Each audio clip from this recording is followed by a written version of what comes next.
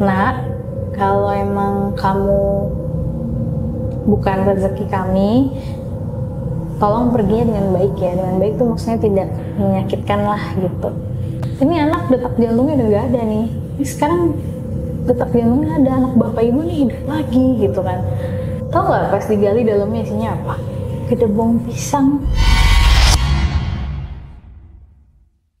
Assalamualaikum warahmatullahi wabarakatuh. Balik lagi sama gue Indra. Apa kabar teman-teman semuanya? Semoga kalian yang nonton video ini selalu diberikan kesehatan, dilancarkan urusannya, serta dimudahkan rezekinya.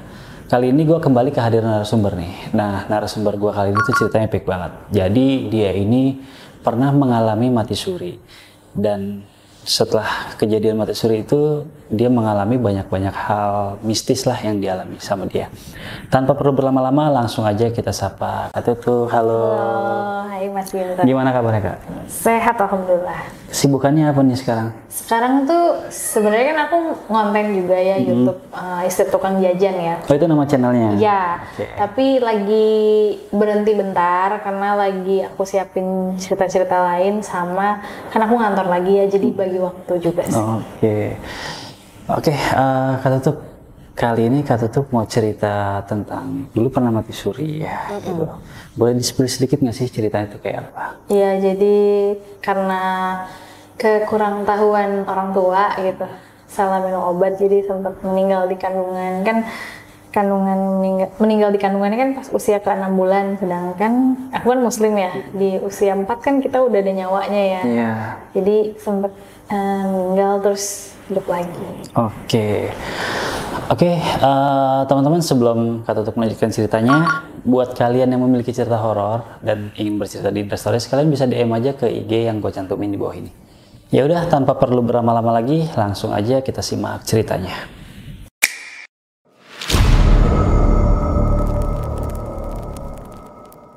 Oke, Kak, boleh diceritain tuh ceritanya gimana?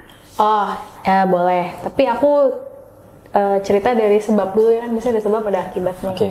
Tapi mungkin beberapa sih ada yang udah pernah tahu. Tapi ini aku ceritain lagi singkat aja ya. Jadi waktu mama aku hamil aku umur 6 bulan, maksudnya kandungannya 6 bulan ya. Tahun 88 deh, itu kejadian 88 akhir deh. 1988 maksudnya. Itu mama sempet salah minum obat, jadi dia tuh pusing, jadi dia minumlah salah satu obat yang biasa beli di warung gitu, obat yang ya kita gampang deh nemuin obat itu bisa dibeli tanpa resep. Aku cukup memaklumi ya, karena di tahun 88 kan nggak sebagus sekarang, informasi tuh cuman dari TV atau dari buku gitu bahasanya gitu ya, nggak ada sosmed, nggak ada apa ya itu, jadi pasti pengetahuannya nggak sebanyak kita sekarang. Terus abis minum obat itu biasanya kata mama, aku tuh aktif di kandungan, aktifnya tuh entah nendang, entah nyikut gitu, namanya bayi, bayi dalam kandungan.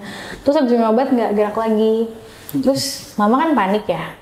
Habis panik tuh mama telepon papa. Di zaman itu kan ada telepon rumah ya. Jadi mama telepon ke kantor gitu. Terus mama cerita, papa bilang ya udah tunggu ya, saya kerja sampai jam 5, ntar jam 5 kita ke dokter. Ya udah. Terus papa pulang nih jam 5 tuh. Ya 5 lewat sampai rumah. Terus langsung berangkat lagi ke rumah sakit. Nah, sampai di sana sama dokternya mama cerita tuh ke dokternya. Sama dokter di USG. Oh, sama ini juga banyak yang nanya ke aku, Kak, emang di tahun itu udah ada USG? Ada untuk di rumah sakit besar? Udah ada. Udah ada, karena USG itu pertama kali ada di Indo 1962. Nah, ini kan 88 harusnya udah ada. Dan kebetulan itu rumah sakit besar kok. Pas dicek sama dokter, mama di USG lagi, dokter bilang, ibu bapak, saya mohon maaf nih, saya mau nyampein kabar buruk. Bayi anda tuh detak jantungnya udah nggak ada lagi, jadi udah meninggal gitu. Besok datang lagi ya, kita proses kuret untuk ngeluarin bayinya. Ya orang tua aku namanya anak pertama gitu, bahasanya sedih nggak sih digituin? Iya, sedih banget. Pasti kalau yang udah punya anak tuh pasti berasa nih. Pulang ke rumah berusaha untuk ngelakuin kegiatan kayak biasanya, tapi ya nggak bisa ditutupi lah, kesedihan itu pasti ada. Papaku pulang tuh cuman sholat gitu kan ya, kayak waktunya sholat isya gitu, sampai sempat sholat tahajud. Nah terus pas sholat subuh, abis sholat subuh saking mungkin nggak kuat ya, Papa nyamperin mama yang masih tidur tuh. Mama kan tidurnya telentang ya, namanya orang hamil kan ya, hamil gede kan bulan. Tuh Papa cuma megang perutnya mama tuh sambil ngomong gini. Sebenarnya ngomongnya pakai bahasa Jawa tapi aku terjemahin aja ya. Nak, kalau emang kamu bukan rezeki kami, tolong perginya dengan baik ya. Dengan baik tuh maksudnya tidak menyakitkan lah gitu. Tapi kalau kamu masih rezeki kami, Boya kamu gerak loh nak. Ya papaku tuh di situ udah sedih banget ya. Terus dia nangis. Pas dia nangis tuh air matanya jatuh. Pas air matanya jatuh tuh tiba-tiba perutnya mama geter. Mama kebangun kan. Pah, ini gerak lagi Pak gitu kan. Mama bilang gitu. Terus papaku kayak, hah gerak lagi. Terus papaku kan tangannya masih nempel kan mama gini. Dia kerasa tuh entah aku nyendang atau nyikut. Terus dia pindah ke sini. Masih aku ngikutin gerakan kemana tangannya. Terus habis itu nggak lama ya mereka siap-siap ke rumah sakit yang harusnya jadwalnya dipuretkan. Karena kan dokter minta datangnya pagi. Udah datang. Terus ke dokter, mama mau cerita dulu nih sama papa. Terus saya USG lagi ya. Pas di USG lagi tuh dokternya kaget. Dokternya bilang, "Loh Bapak Ibu udah ngakuin apa?" gitu. "Kenapa dokter?" kata mamaku. "Loh ini kemarin saya USG ya. Ini anak detak jantungnya udah nggak ada nih. Ini sekarang detak jantungnya ada, anak Bapak Ibu nih hidup lagi," gitu kan. Terus ya papa cerita, saya cuma berdoa dok, minta sama Gusti Allah gitu. Dokternya kebetulan agamanya Kristen, orang Batak. Namanya dokternya dokter Siagian gitu. Udah almarhum lah ya. Kata mamaku sih sekarang anaknya ngikutin jejak dia gitu. Kalau nonton ya mungkin. Terus dokternya bilang gini, "Berarti ini udah keajaiban Tuhan ya Bapak Ibu. Saya nggak pernah loh ngeliat ada kasus kayak gini," katanya gitu. Ya udah sekarang Ibu saya kasih vitamin, tolong dijaga ya kandungannya. Jangan minum sembarang obat lagi. Kalau sakit datang nanti biar saya resepin obat yang memang bisa dikonsumsi untuk ibu hamil gitu. Udah pulang, berjalan seperti biasa. 2 bulan abis kejadian itu, 2 bulan aku lahir. Berarti ini kejadiannya 88 ke 89 deh, akhir tahun ke awal tahun. Terus 2 bulan aku lahir. Itu aku nggak prematur ya, karena emang udah waktunya aja. Jadi sebenarnya 9 bulan tuh nggak patokan full gitu. Pasti ada kurang dari dikit atau lebih dikit gitu. Terus aku lahir. Alhamdulillah lahir normal, sehat. Terus mama papa kan tadinya ngekos nih. Terus karena udah punya bayi, tentu butuh space lebih besar dong.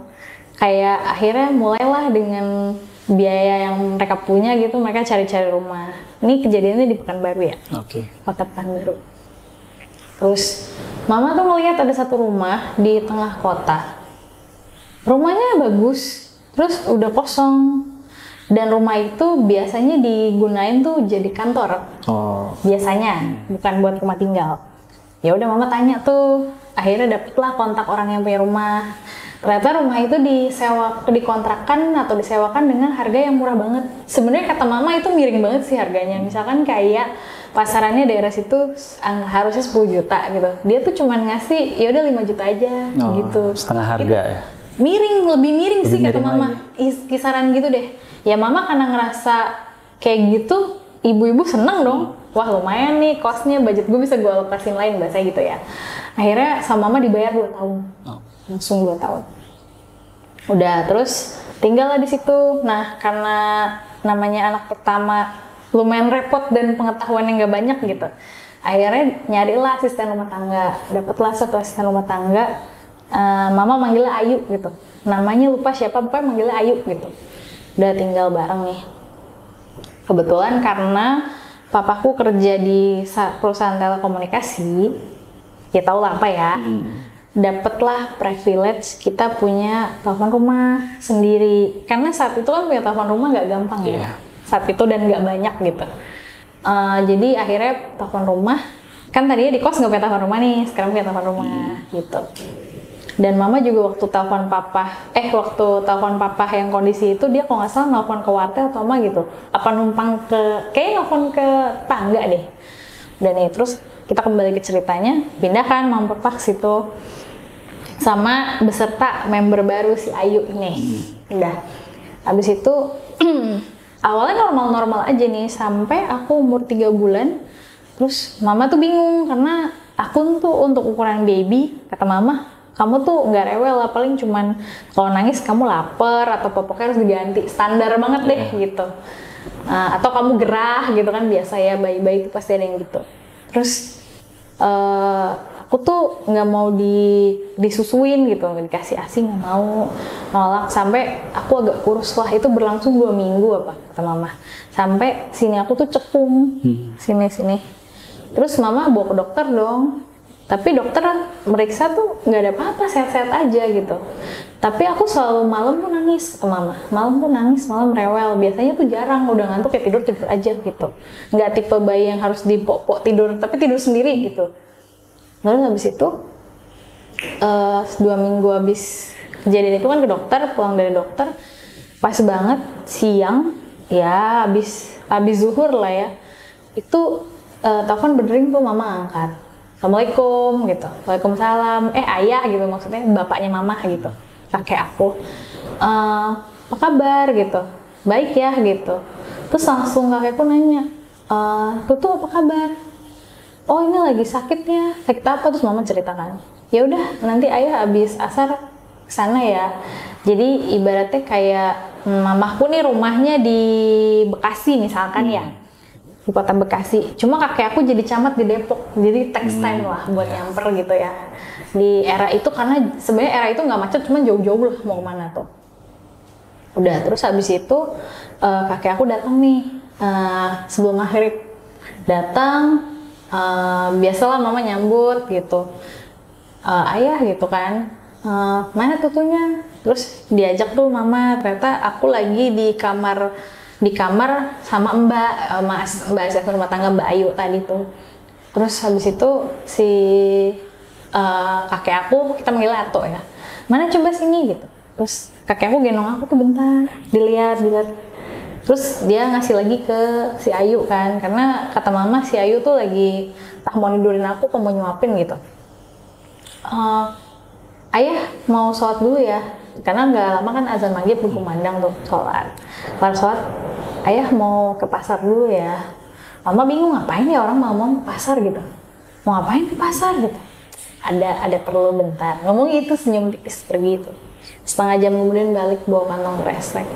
Terus akunya lagi di kamar tuh, terus ada kakek aku, ada mama, ada si Ayu tadi. Papa tuh kalau nggak salah belum pulang apa, dia tuh ngeluarin isinya, terus dia jahit gitu. Sambil dia jahit tuh dia nanya,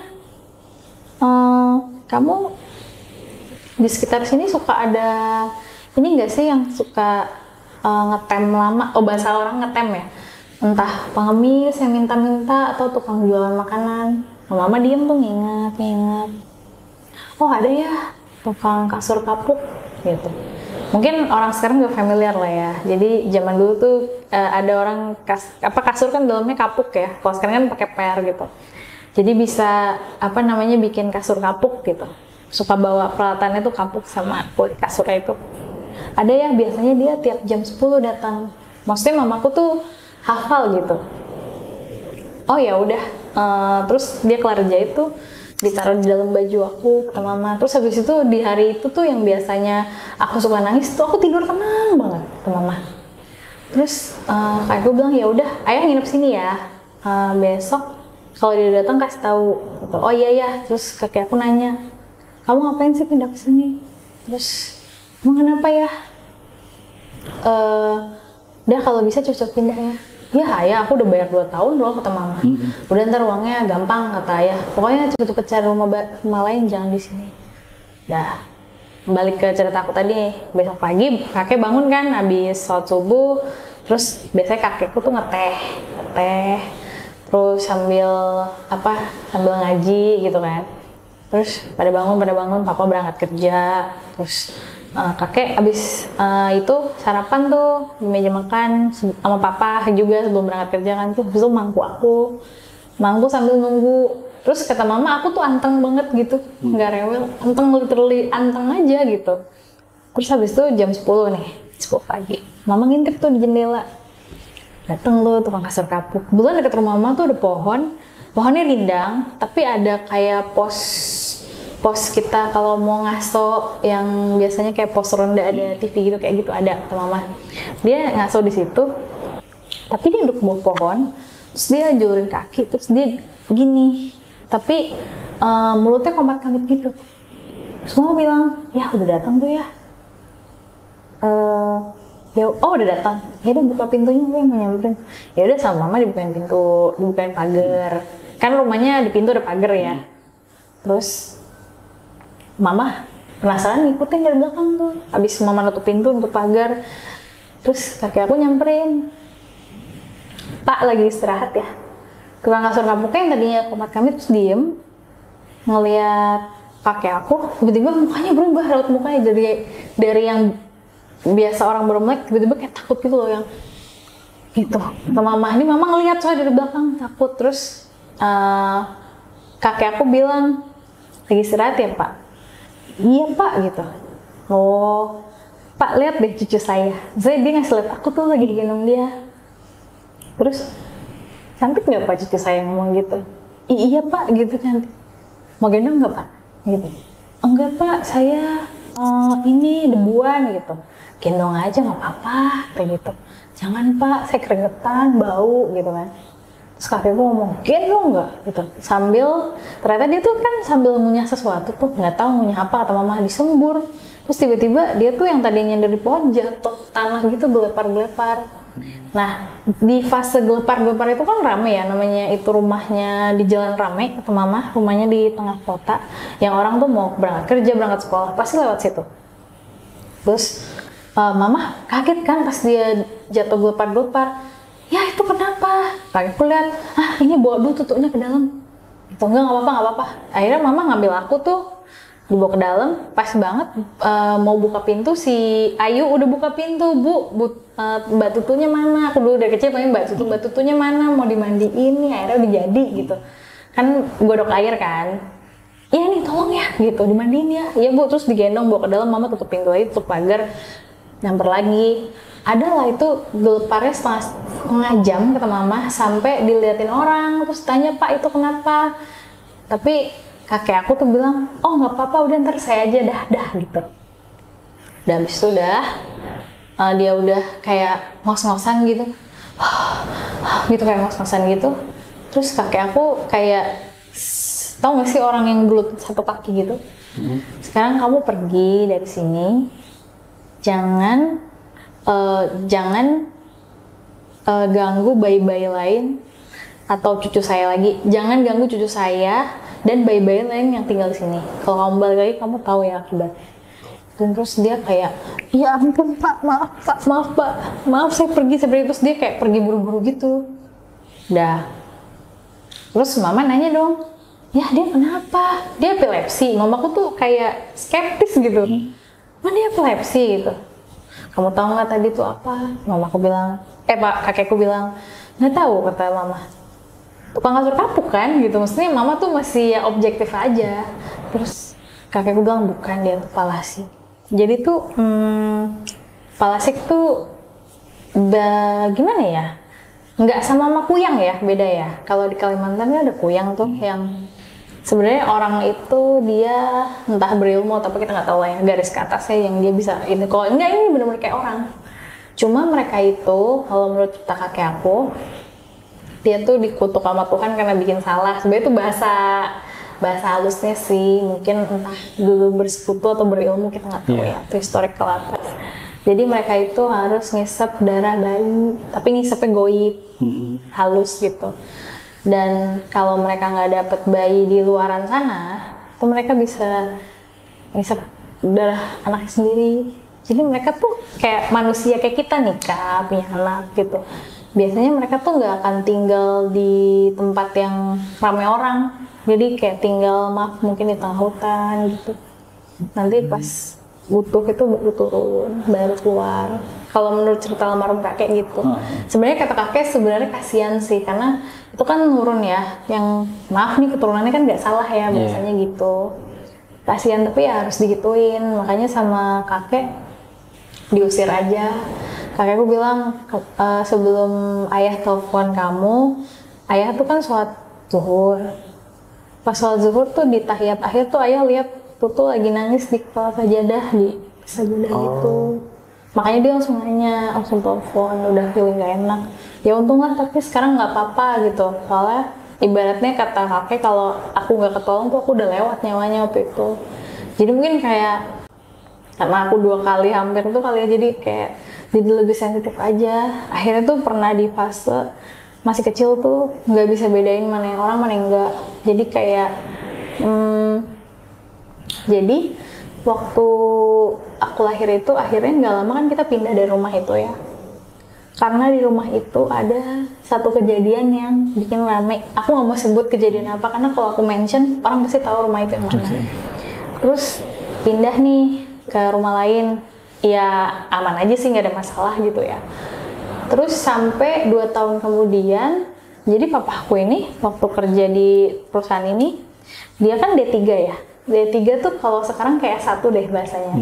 Karena dianggap berprestasi lah, pekerja baik gitu ya. Akhirnya sama perusahaan dia disekolahin lagi. Di sekolah STT, tau lah ya. Itu jadi angkatan pertama disekolahin. Nah saat itu kan belum punya gedung sendiri, jadi mereka tuh kerjasama sama ITB, jadi kuliahnya di ITB gitu, numpang lah bahasanya. Abis itu pindah dong papa ke Bandung, karena ITB kan di Bandung. Karena udah berkeluarga, jadi akhirnya sama perusahaan ya udah anak istri sama anaknya dibawa aja. Jadi papaku tuh ibaratnya disekolahin tapi tetap digaji. Digaji, dikasih tempat tinggal, dikontrakin lah rumah. Yang nyari kontrakan rumah kan perusahaan kan. Ngontrak lah di salah satu daerah di Bandung. Daerahnya tuh adem. Aku nggak mau ngasih tahu daerah persisnya ya. Terus pas tinggal, bukan maksudnya rumah yang mana, tapi kalau daerahnya nggak apa-apa deh, daerah Margahayu lah. Margahayu kan luas. Nah, dapatlah rumahnya sebenarnya enak. Jadi rumah itu kata mama udah ada perabotan. Jadi mama tuh kesana tinggal bawa baju doang gitu loh, bahasanya gitu.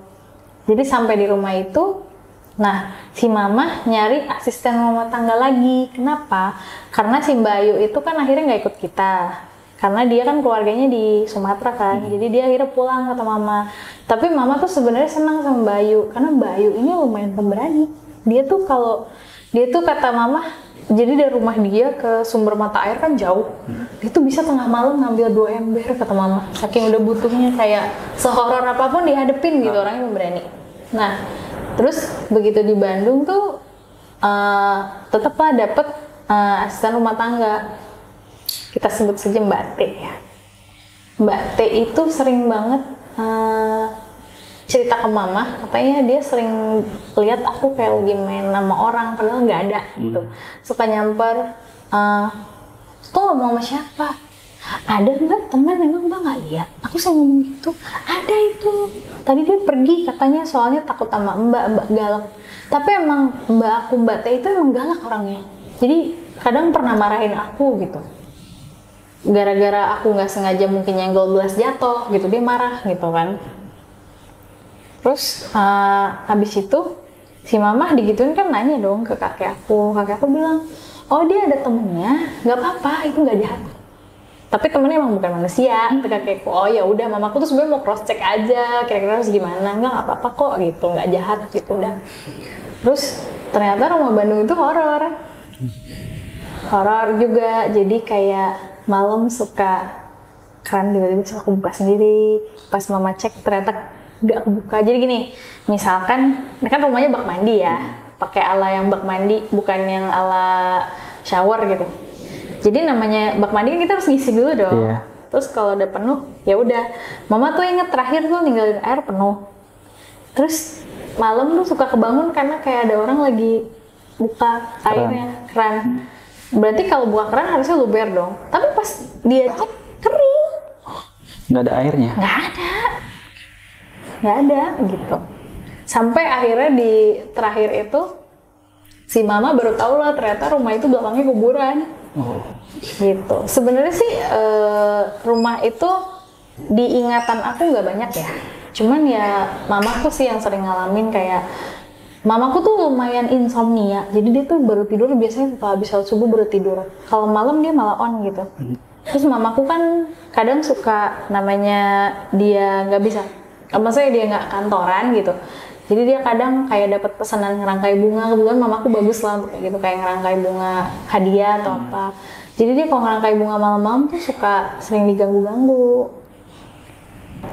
gitu. Jadi kayak pernah dia lagi ngerangkai bunga tuh, kebetulan rumahnya ini belakangnya tuh ada halaman gede.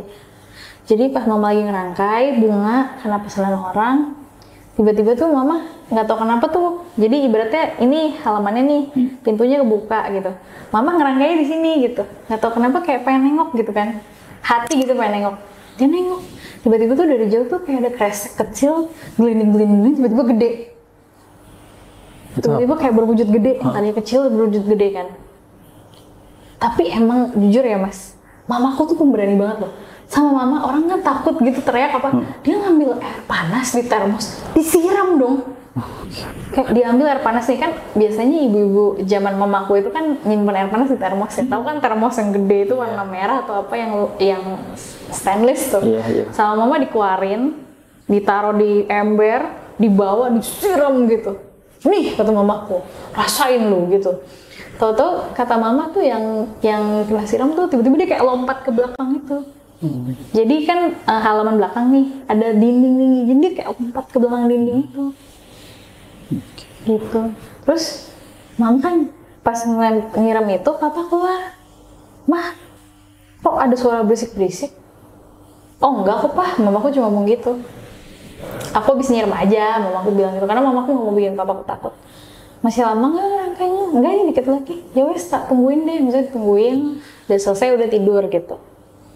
Terus besoknya mama karena penasaran, mama ngambil tangga, dia manjat, ternyata belakang rumah kuburan. Astagfirullah, mama langsung gitu kan. Dan tapi di rumah itu cuma 2 tahun, karena papa tuh kalau nggak salah 2 tahun selesai alhamdulillah sekolahnya. Nah tadinya itu kan mau ditempatin di Bandung, tapi malah diambil Jakarta. Nah diambil Jakarta, kita tinggal lah di rumah sepupunya mama dulu nih. Numpang dulu, karena kan nyari rumah nggak segampang sekarang yang ada online gitu ya. Nyari rumah kan zaman dulu lebih susah ya. Kayak kita harus keliling satu-satu, lihat tulisan dijual atau disewakan, dikontrakan gitu. Mama numpang lah sama salah satu saudara sepupu mama di Jakarta, nggak jauh dari rumah ini. Yang rumah aku ceritain tadi, nggak jauh dari rumah ini. Which is sebenarnya rumah itu serem juga. Rumah sepupunya ini? Ya. Jadi mama tinggal di rumah ini nggak lama sih, kayak cuma 3 bulan, karena habis 3 bulan udah nemu rumahnya. Nah kan numpang di situ kebetulan sepupu mama nih sepupu deket sih, jadi so far sepupu mama yang perempuan, suami sama anaknya welcome aja sama kita. Malah sepupunya bilang udah di sini aja, karena emang rumahnya gede, kamarnya tuh ada 1, 2, 3, ada 4, maksudnya 4 tuh yang dimana posisinya saat itu anaknya tidur sama mereka berdua, anaknya masih kecil, aku ini kan, ya seumur aku, sepupuku nih ada yang seumur aku 1, yang satunya di atasku 2 tahun, 3 tahun, udah kan, tinggal situ. Nah si rumah ini gede, ada halaman belakang, tapi rumahnya lumayan halal, jadi kayak rumahnya ini kan layoutnya, ibaratnya tuh dia ruang TV-nya tuh ada kaca bening yang di belakangnya tuh halaman belakang. Halaman belakangnya itu biasanya buat nyuci piring sama buat jemur baju, tapi open air gitu. Nah, tapi dia tuh ruang TV-nya ini, dimana TV-nya di sini nih. Ini kayak karpet, ini kursi, kasur, dia nggak ada kursi dan kasur. Terus jendela ini bening aja, nggak ada tirai. Jadi aku tuh pernah bangun tengah malam mau pipis. Jadi kan kalau kamar mama di sini nih, kamar mandi di sini. Jadi aku kalau mau ke kamar mandi, aku harus ngelewatin si ruang tamu ini, si ruang TV ini, sorry. Ya udah aku lewat nih, aku bangun. Terus pas aku lewat, pas aku mau ke kamar mandi tuh, aku lihat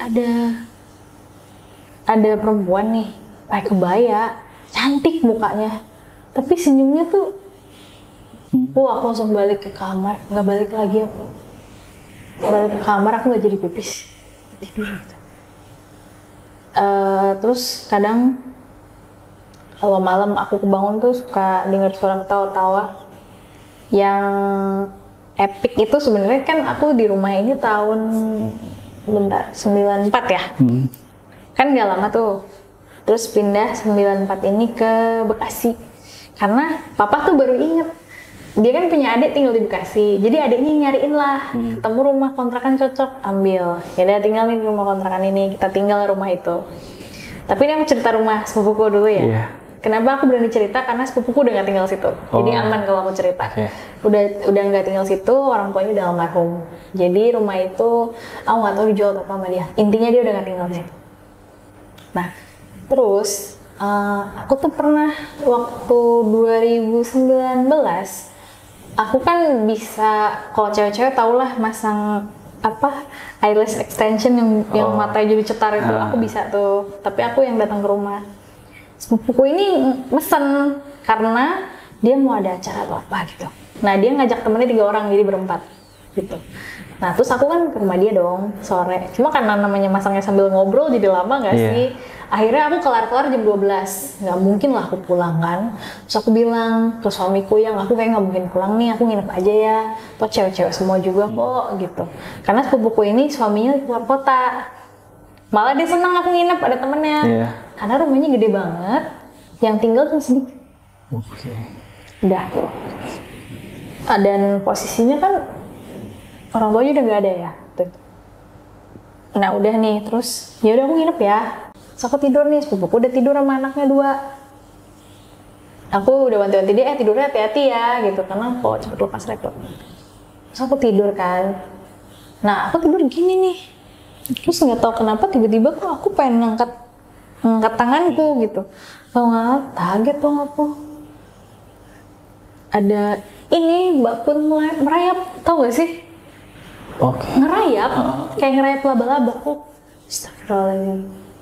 Gitu kan. Terus dia ngerayap, senyum-senyum itu yang gitu. Gitu kan. Aku kayak astagfirullah. Ya Allah gitu kan. Sampai akhirnya aku karena udah capek ya, terus aku akhirnya nutup ngeliat dia kayak gitu kan.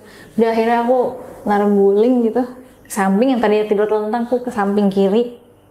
Aku bilang, aku capek nih, udah ya, aku udah lama nggak kesini loh. Emang bener, maksudnya abis kejadian yang aku lihat perempuan kebaya itu, udah lama nih masa kayak gini sih sambutannya, ngomong gitu.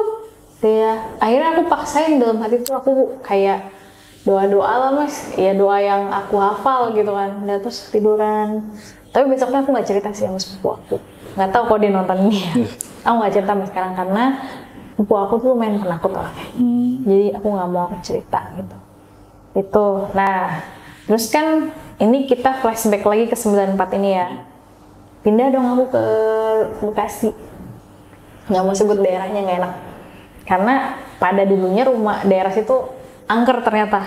Sekarang udah rame, jadi udah nggak terlalu lah. Pindah nih ngontrak di rumah situ lah, di rumah di komplek biasa, menengah ke bawah kebanyakan jujur. Terus tinggal di situ ngontrak.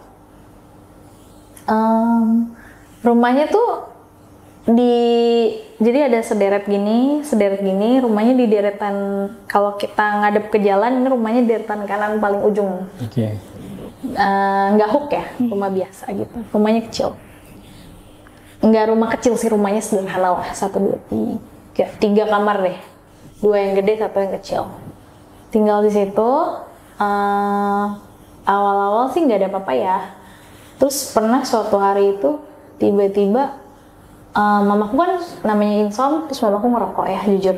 Dia kan suka ngerokok malam-malam tuh. Habis misalkan aku tidur, ada aku tidur gitu.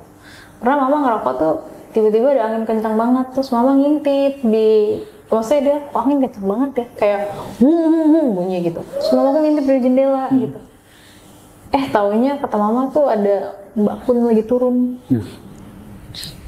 Turun terus maju gitu. Jadi kayak ngelayang turun terus maju gitu. Terus sama mama, udahlah ditutup lagi. Nah terus ada kejadian lagi nih di rumah ini ya. Aku nggak apa-apa cerita karena ini udah lama banget. Aku udah nggak di situ dari 99, jadi aman. Suatu hari namanya mamaku tuh orangnya lumayan social butterfly ya. Dia friendly lah, pokoknya nggak tipikal yang harus disamperin tetangga. Kan ada orang yang maunya disamperin tetangga. Mamaku tuh langsung keluar pas beli sayur, say hi, langsung, oh iya ibu saya pindah ke rumah ini, gitu. Jadi kenal dong dalam cepet. Nah, terus suatu hari mama tuh keluar beli sayur karena si mbak asisten rumah tangga tuh kayak lagi bebersih apa, keluarlah mama tuh beli sayur. Namanya di tukang sayur kan pasti ada obrolan ya, ya dong. Terus mereka pada cerita, pas mamaku datang nanya, bu, ibu ngalamin juga nggak? Jadi kata mama, itu ibu-ibu gempar. Zaman dulu kan orang naruh uang cash ya, nggak nyimpen di bank dong. Iya. Karena zaman itu nggak ada ATM nih. Kayaknya aku nggak tahu ya, aku nggak pernah lihat mama pegang ATM sih saat itu. Atau udah ada tapi jarang gitu, nggak kayak sekarang gitu. Terus si ibu-ibu tuh cerita, mereka tuh namanya biasa nyimpan uang entah di kotak, uangnya selalu hilang selembar. Mamaku tuh langsung notice, karena mamaku juga tipikal nyimpen kan. Mamaku ngeliat, oh iya, misalkan mamaku nyimpan uang 500.000 nih, hilang selembar 100.000.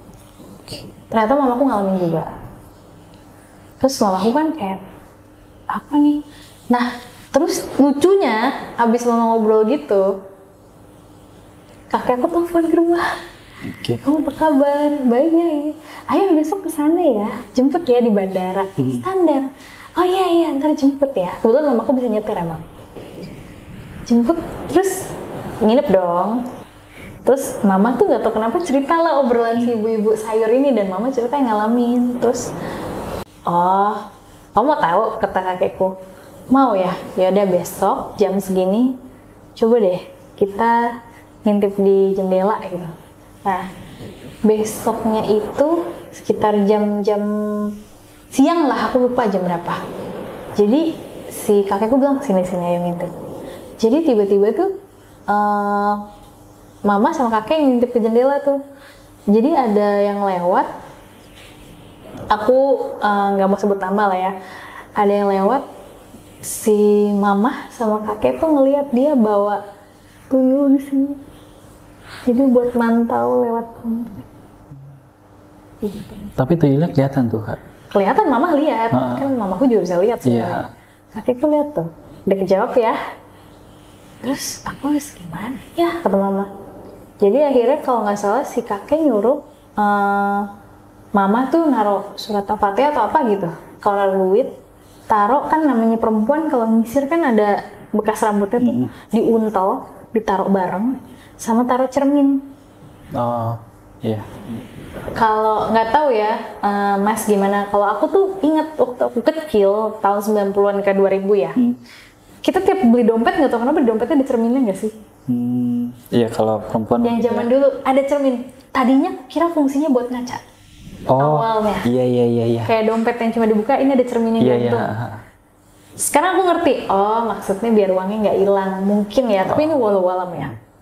Nah, terus mama tuh cerita ke ibu-ibu itu. Jadi mama trial nih. Pas mama naruh, iya uang nggak hilang. Karena itu hilangnya hampir tiap hari. Hampir tiap hari. Nah, udah tuh. Terus mama cerita sama ibu-ibu, coba deh naruhin. Dan bener dong, ibu-ibu cerita uangnya nggak pernah hilang lagi gara-gara itu. Terus nggak lama, yang mama lihat orang yang itu, yang gen tuyul di sini nih, kayak tau kan kalau anak kecil kakinya di sini, kayak gitu. Nggak lama tuh dia pindah. Tapi mama nggak pernah cerita ke orang-orang itu orangnya. Mama tahu orangnya yang mana, rumahnya tinggal di mana. Gitu. Cuma dikit ya? Cuma dikit. Nah. Terus ini salah satu yang menghebohkan. Jadi daerah situ lumayan angker, Mas. Ada lagi yang ngehebohin nih. Jadi namanya ini rumah menengah ke bawah ya orangnya. Jadi kayak kemampuan ekonominya kayak gitu ya. Jadi kata mama adalah salah satu tetangga di situ. Ini kayak aku sebenarnya sempat cerita di podcast lain, tapi nggak apa-apa, ini soalnya relate. Maksudnya relate kayak di daerah yang sama nih. Kata mama nih, suami istri punya anak satu, cuman orangnya miskin banget, bahasa gitu deh. Cuma jualan beras atau apa, kadang laku kadang enggak gitu. Kadang kita tetangga karena kesian kalau kita masak banyak suka ngasih ke dia gitu. Jadi anaknya kayak kurus nggak kurus lah gitu. Suatu hari anaknya pergi main nggak pulang-pulang.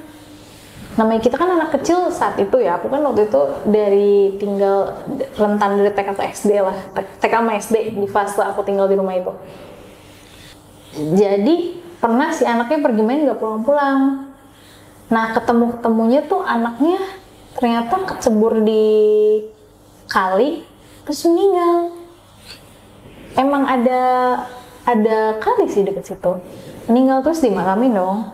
Karena orang tuanya nggak punya daya untuk kayak ngambil lahan di TPU, akhirnya dimakamin di rumah, di halaman rumah yang dia tinggal itu.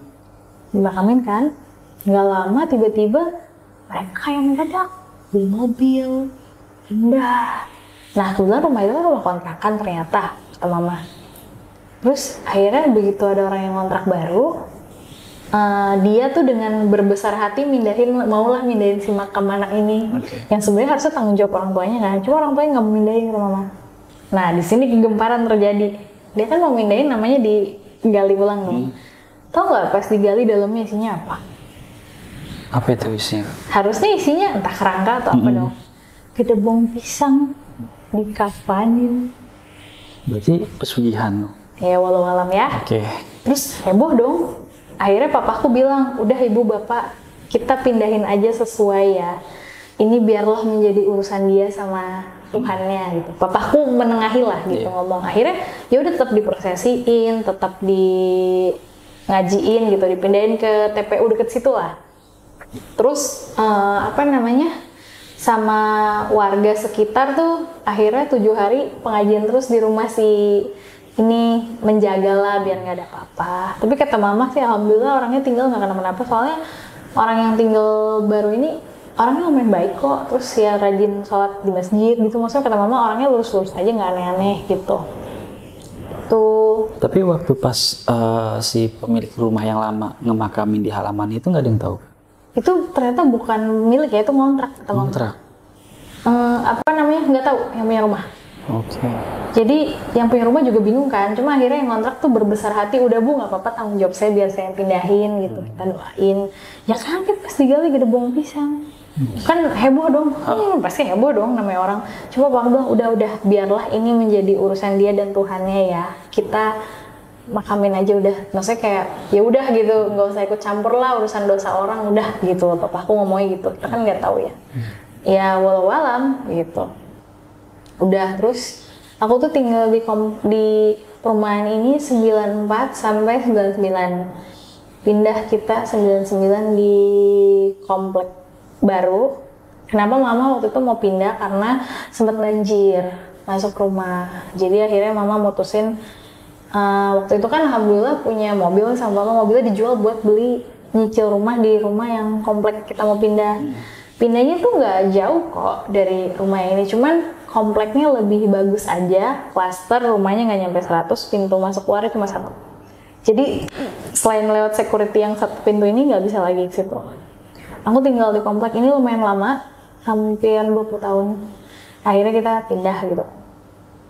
Terus pindah ke rumah yang ini, sama banyak kejadian. Jadi nggak tahu kenapa ya, kayak kita tiap pindah ada aja gitu kejadiannya. Tempat baru ya, suasana baru.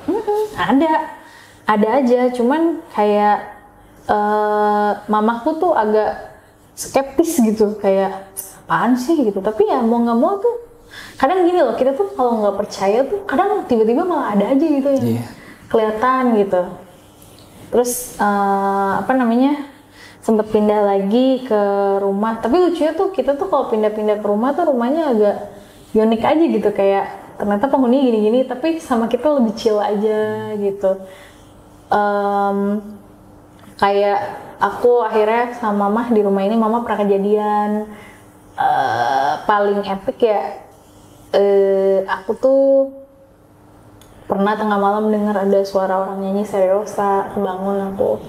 Padahal tengah malam loh, siapa yang mau nyanyi jam segitu gitu kan. Terus pernah mama tuh manggil tukang nasi goreng, ternyata tukang nasi gorengnya goib. Maksudnya gimana nih? Jadi nggak apa-apa aku cerita sini ya. Sebenarnya aku pernah cerita tempatnya, tapi ini masih di tempat yang sama. Jadi mamaku namanya baru pindah di komplek ini nih, yang abis rumah yang kemarin itu. yang ternyata ada tuyul dan lain-lain lah ya. Jadi pindah ke rumah ini tuh rumahnya nggak nyampe 100 unit, tapi yang baru nempatin 2. Jadi masuk, yang baru jadi tuh rumahnya sisi sini, sisi belakangnya belum kompleknya. Mama sisi sini nih, tetangga yang baru ada 1, jadi baru mama dan dia ini yang tinggal, lainnya kosong rumahnya. Baru belum 2 ada. kepala keluarga. Baru 2 kepala keluarga, lainnya belum ada yang masuk, karena memang masih pembangunan juga sebenarnya di belakang. Lalu mamaku tuh kan insom ya, seperti biasa aku bilang. Terus pas banget abis pindah si mbak asisten rumah tangga tuh pulang karena dia orang tuanya sakit tapi dia balik kok. Maksudnya dia pulang sebentar terus balik. Pulang, ya akhirnya mau nggak mau kan mama ngerjain dong semua hal-hal yang biasa dia kerjain. Terus mamaku tuh lebih suka nyetrika malam karena kalau nyetrika tuh malam lebih adem aja kata mama. Nah mama habis nyetrika kan. Kelar nyetrika jam 3 pagi. Lapar tuh mama. Mau masak kok males. Maksudnya kayak udah rapi-rapi rumah kan kayak masa diberesin lagi gitu dong. Terus mama tuh tiba-tiba dengar suara. Teng teng teng. Tau kan abang nasi goreng yang suka benturin sendok ke wajan. Mama keluar dong langsung. Keluar. Nah ternyata abangnya tuh baru sampai kayak sekomplek nih, mama di sini, abangnya di sini mau belok yang sebelah sini, sedangkan rumah kita di sini. Mama keluar dong manggil gini, bang gitu, mau beli si goreng bang 1. Cuman kata mama dari jauh abangnya tuh anehnya tuh kayak dia berhenti, dia balik badan pelan banget, orang kan langsung balik gini, ya bu, dia benar-benar balik pelan banget, senyum, terus balik lagi, jalan ke belakang. Nah mama tuh bingung kok dia ke belakang sih, orang gue panggil gitu, tapi kayak seperti biasa mamaku ini berpositif thinking. Oh mungkin udah di booking tukang kali, namanya rumah masih ongoing kan, masih belakang masih ada tukang dong yang nginep entah dalam rumah atau di bedeng bahasa gitu. Ah mungkin di booking sama tukang, bang besok ke belakang dulu ya baru ke depan gitu. Ya udah mama dicuekin, mama rokok di depan rumah tuh. Nggak lama satpam lewat, kebetulan komplek ini tiap sejam 2 jam tuh security-nya muter. Patroli muternya ya naik sepeda atau naik motor. Pas muter, dia nanya mama, bu, bang gitu, kok ibu belum tidur? Ya bang, gue habis ngelarin ini kerjaan rumah, mbak gue pulang kata mama. Bang, tadi ada tukang nasi goreng tuh, tolong panggilin dong, gue udah nungguin nih setengah jam. Tapi kenapa ya setengah jam, nggak balik-balik dia lama banget gitu. Terus abangnya, security-nya, tukang nasi goreng gitu. Iya tukang nasi goreng, tadi tuh gue udah manggil bang, cuman dia ke belakang. Gue pikir ya mungkin udah di booking tukang kali, tolong panggil dong, gue lapar banget nih, kalau gue masak gue udah capek kata mama. Terus habis itu, bu, tukang nasi goreng tuh terakhir tadi keluar jam 10 malam. Mau diem loh mama. Lah terus tadi yang gue panggil siapa? Terus kayaknya security udah mulai takut nih. Ya udah bu, saya ke pos ya. Padahal kata mama tuh dia kayak baru mau muter gitu. Gak jadi. Bu, saya ke pos ya, ibu tidur dah gitu. Kan kebetulan security orang Betawi kan, jadi mama juga ngomongnya gitu. Ya udah deh, akhirnya mamaku mengabaikan makan, dia akhirnya masuk ke dalam, nunggu papaku bangun, siap-siapin kerja, baru tidur. Gitu. Itu kayak apa namanya, kayak ya emang gak tau kenapa kita tuh kalau pindah-pindah tuh ada-ada aja. Nah, terus selama rumahnya ini, jadi gini mas, aku tinggal di komplek ini, aku sempet pindah rumah, jadi dari rumah sini, terus kita ngontrak, terus kita pindah ke gang sini. Ngontraknya cuma bentar, jadi ini aku cerita ya, gak apa-apa ya. Jadi pas kerja di rumah ini, ya mama kan namanya nggak bisa kerja kantoran, akhirnya dia mulailah bisnis kecil-kecilan. Alhamdulillah bisnisnya berjalan nih, mulai naik nih. Terus mama tuh bisnis nggak sendiri, dia ngajak temennya, diajarin temennya, sampai temennya ngikut gitu, kasarannya gitu deh, sampai lo pinter juga deh, jadi lo bisa jalan tanpa gua, bahasanya gitu. Ternyata mungkin temennya ini lama-lama mungkin kita nggak tahu isi hati manusia ya. Mungkin lama-lama iri ya. Jadi temennya ini sempat ke dukun, mau karena rasa iri itu dia mau bikin aku, mamaku, papaku, kita serumah pokoknya mati semua deh. gitu. Jadi dia diam-diam, namanya mamahku tuh orangnya sangat berpositif thinking kembali ya. Dan orang berpositif thinking pasti berprasangka baik sama orang. Terus nggak tahu kenapa selama di rumah itu kayak aku tuh di rumah itu kan kira-kira sampai bentar 2000-an deh, 2005-2006. Tapi itu juga menjelang mamaku pergi naik haji saat itu ya. Terus nggak tahu kenapa kayak begitu mama ngajak temennya bisnis ini, ngajarin gitu bahasanya ya. Di rumah tuh hawanya panas, sering berantem aku sama mama. Pokoknya hawanya nggak harmonis deh, nggak enak gitu. Sampailah di suatu ketika aku pernah di rumah ini aku mimpi. Aku ingat aku masih SMA di kelas 1 kelas 2 gitu. Jadi aku mimpi di depanku ini, aku berdiri ya. Depanku ada ular 1, 2, 3, 4. 4 ular. Dan 4-4-nya tuh 2 coklat, 2 hitam warnanya. Cuma aku lupa urutannya gimana. Pokoknya 2 coklat, 2 hitam. Mereka tuh kayak mau gigit aku gini, tapi kayak takut gitu, nggak bisa, kayak tiba-tiba mental, kayak ada dinding nggak kelihatan gitu. Terus aku bangun kan, cuma aku nggak cerita sama mamaku tuh. Terus abis kejadian itu berapa hari, sempetlah aku tuh mimpi lagi, kali ini ular tapi beda, ularnya gede banget, sama kayak mau gini aku juga, cuma nggak bisa, kayak ada dinding tipis gitu. Terus entah nggak tahu gimana ceritanya, abis mimpi itu tuh entah aku sama mamaku sering berantem lah, mamaku jarang di rumah lah, alasannya kerjaan, padahal kayak di rumah tuh hawanya panas aja gitu mas. Entah kadang aku berantem sama mbak gitu. Terus sampai suatu ketika tuh mama selama di rumah ini nih, mungkin kalau menurut aku ya, ini mungkin hikmah orang mau naik haji. Kan ada orang yang mau berhaji, ibaratnya kasarnya mungkin harta-hartanya dibersihin Allah. Aku nggak tahu lah harta ini kan gimana ya, dibersihin Allah lah bahasanya gitu. Jadi ternyata teman mama ini nggak tahu gimana ceritanya, mama tuh ketemu orang yang akhirnya orangnya bilang, lo tahu nggak sih lo tuh mau dibikin mati sekeluarga. Ya ini orangnya kita bahasakan orang berilmu ya. Aku nggak orangnya nggak mau di-mention lah. Jadi dia bilang kalau ternyata aku sekeluarga itu mau dibikin meninggal karena si yang mau bikin meninggal ini teman mama dia di bisnis nih iri. Mama tuh kok bisnisnya sampai bisa bagus, dia kok enggak. Padahal mama tuh sering bilang bertahap, gue juga berjuangnya lama, nangis-nangis dulu, bahasanya gitulah ya. Ternyata si orang ini ngasih tau mama, lo cek sini, cek sini, cek sini. Pas mama cek ternyata ada kayak kafan dalamnya tanah kuburan. Banyak banget di rumah spotnya. Jadi ternyata rumahnya tuh udah jadi bahasanya udah jadi sarang setan gitu. Terus akhirnya temannya bilang, orang ini bilang, kalau bisa rumahnya lo lepas aja deh, lo pindah. Nanti lo dapet rezeki lagi pasti. Nah terus nggak lama habis ngomong gitu kan, mama pergi naik haji nih sama papa. Alhamdulillahnya hajinya itu didaftarin sama yang rumahnya di aku cerita awal pertama kali mau pindah sini, yang kita nebeng di rumah saudara 2 bulan itu, karena dia dosen kampus UIN Syarif Hidayatullah. Jadi dia kasarnya punya privilege deh untuk bisa daftarin mama papa. Sebenarnya daftarinnya awalnya unik sih, cuma nanya mau naik haji nggak? Mau sih, tapi kayaknya Allah mau nggak ya nerima aku, bahasanya mama ngomong gitulah. Karena mamaku tuh maksudnya belum berhijab, ngerokok juga gitu kan. Ya tapi ternyata kita nggak tahu lah pada dasarnya tanah suci akan memanggil siapa ya. Akhirnya mama papaku berangkat tuh, kita antar.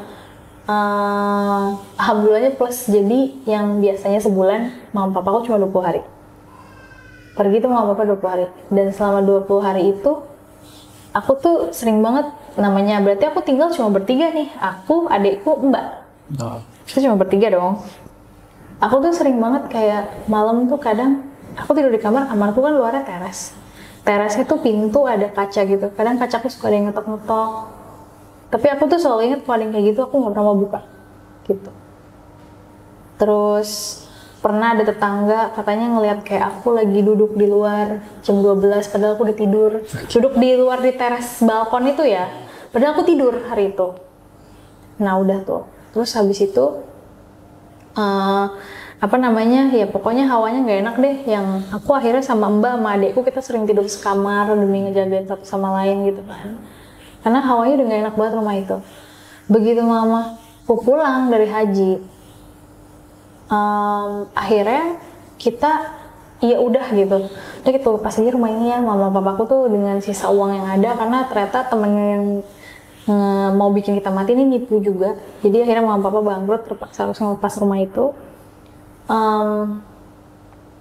Akhirnya tuh mama papa nyari rumah kontrak lah gitu bahasanya ya.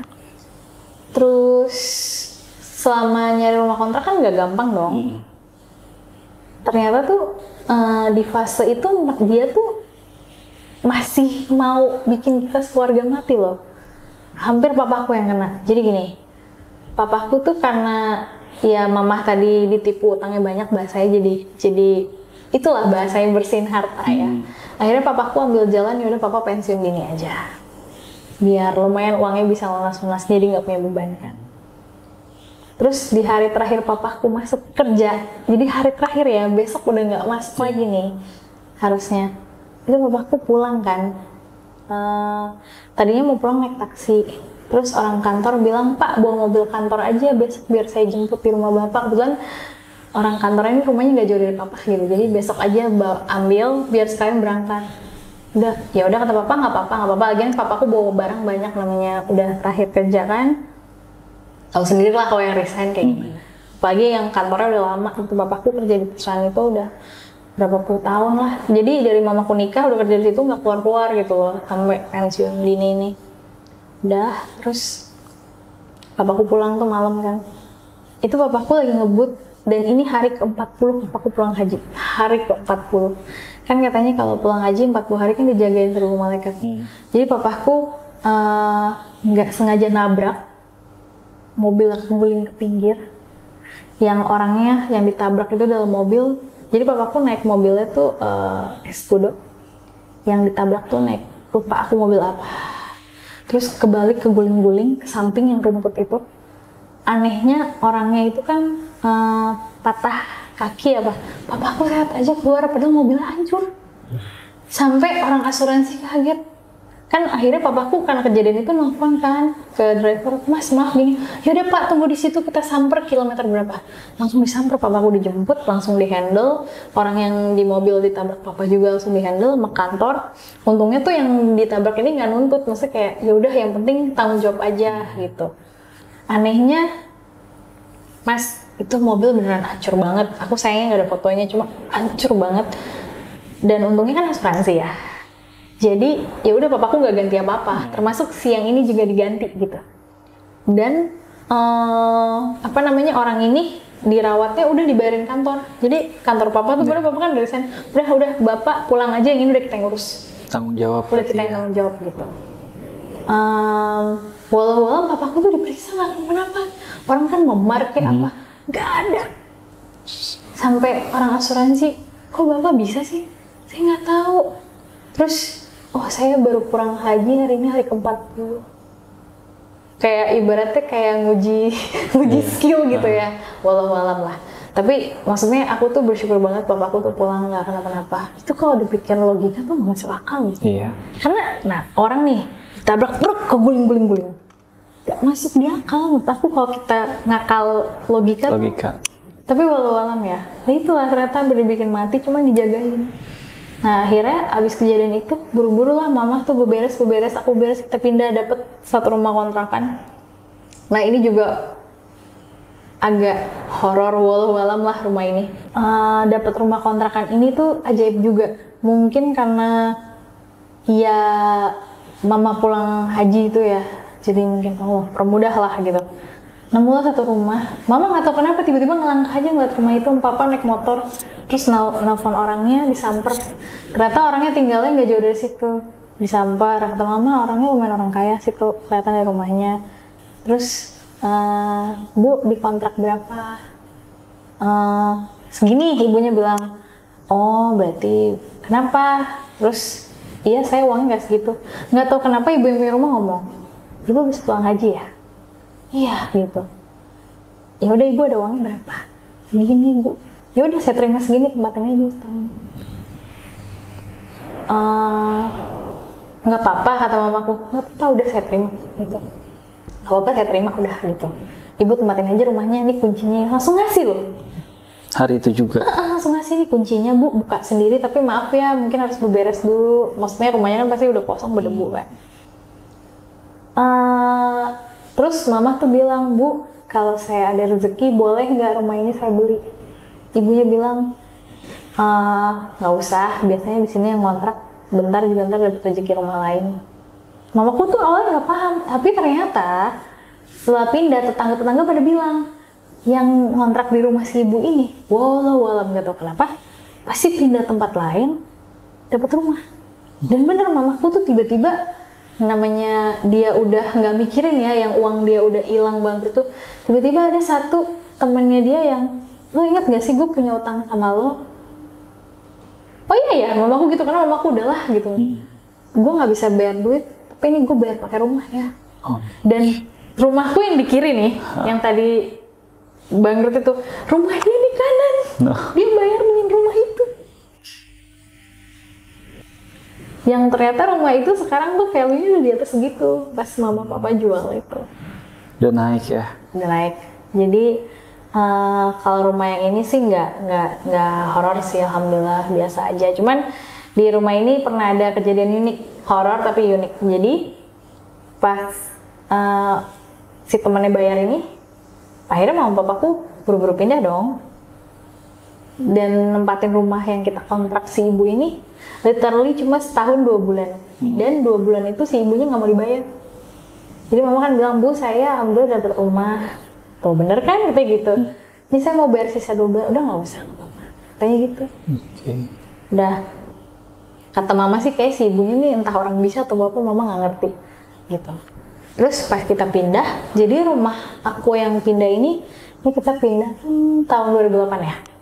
Kan tahun itu belum ada Gojek gitu-gitu ya. Iya, belum. Jadi masih depan rumah tuh ada pohon, dikasih kursi gitu biar tukang ojek bisa mangkal. Dan kebetulan aku sekeluarga nggak terganggu amat dengan itu.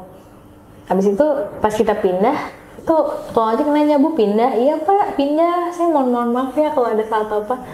Bu, nggak betah ya rumahnya, angker ya? Hah? Enggak, kata mamaku. Saya tuh sebenarnya suka loh rumah ini, cuma sama ibu yang punya nggak dijual. Jadi ternyata tetangga-tetangga tuh bilang rumah kita tuh sebenarnya serem. Tapi jujur aku ya, jadi ternyata aku nempatin kamar yang pernah serem banget. Pernah ada penampakan pocong, bahkan pernah ada tukang ojek numpang tidur situ, sebelahnya tiba-tiba ada pocong. Nggak tahu kenapa, aku kan tidur di kamar itu. Aku malah ngerasanya beda mas, malah saat itu waktu pindah ke situ tuh, aku nempatin rumah yang ini, yang kontrak ini, transisi aku SMA ke kuliah. Jadi dari 2006 kalau nggak salah ke 2008 ke 2009. Pokoknya aku pindah itu aku kuliah semester 2 deh ke rumah yang yang tadinya rumahku sini belok sini. Jadi aku tuh pas di rumah ini kan aku SMA kelas 3 lah ya, kasarannya udah mau UAN, dan kayaknya kalau nggak lulus UAN tuh momok banget saat itu di era itu.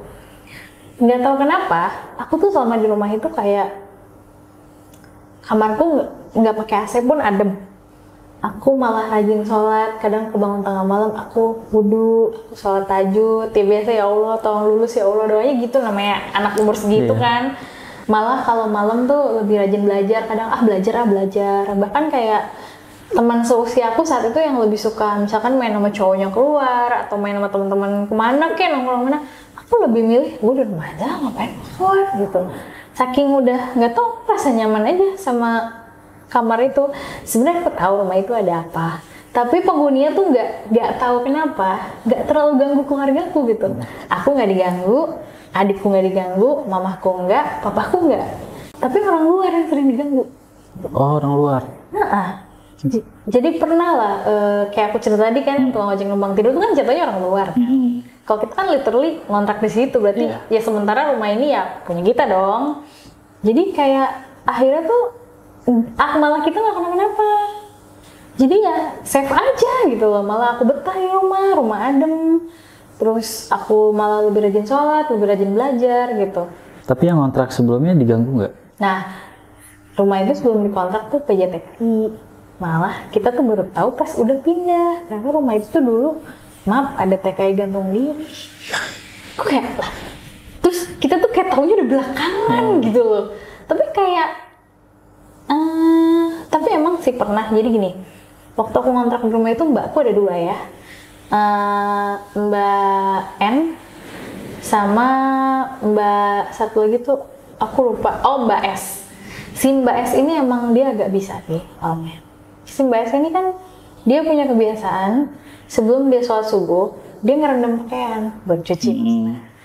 Nah pas dia ngerendam pakaian dia tuh pernah cerita sama aku. Jadi kan ini kamarku nih, ini dapur bersih, belakang dapur kotor. Nah dapur kotor tuh ada kamar mandi yang emang buat ngerendam itu. Dia pernah mau ngerendam gak jadi, tau gak gara-gara apa? Jadi dia baru mau ke kamar mandi buat ngerendam, dia lihat tuh kayak ada kaki kegantung-gantung gitu. Tau gak sih? Yang kaki nih, ini dasternya kegantung. Terus akhirnya dia balik lagi gak mau. Akhirnya dia, sejak itu dia nyucinya habis sholat. Nah itu kejadian pertama. Kejadian kedua, kita kan udah pindah nih. Yang tadinya rumah di sini, pindah ke rumah ini. Kontrakannya di sebelah sini gitu kan.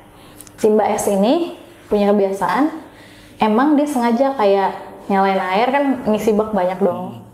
Kebetulan rumah yang sebelah sini nih, dia tuh tempat nyucinya di atas, tapi open air gitu.